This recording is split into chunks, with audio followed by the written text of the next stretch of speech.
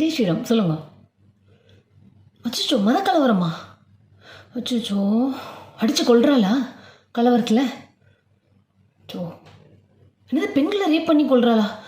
ஓ ஜெய் ஸ்ரீராம், இதெல்லாம் கேட்குறச்ச மனசே ரொம்ப பாரமாக இருக்குது, கவலையாக இருக்குது.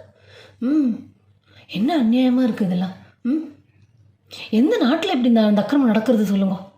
நம்ம மோடிச்சிக்கு மட்டும் இந்த விஷயம் தெரிஞ்சதுன்னு வச்சுக்கோங்களேன், உடனே ஃப்ளைட் எடுத்து கிளம்பிடுது அந்த நாட்டுக்கு, இந்த கலவரத்தை கட்டுப்படுத்துகிறேன், பெண்களை காப்பாற்றுறேன்னு சொல்லிட்டு.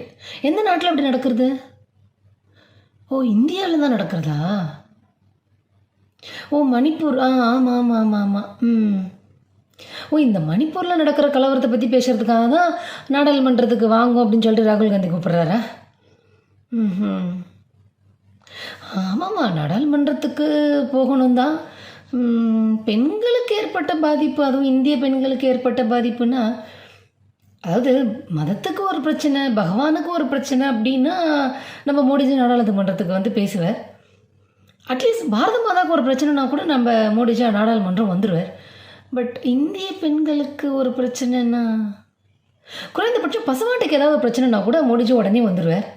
ஆனால் பெண்களுக்கு பிரச்சனைனா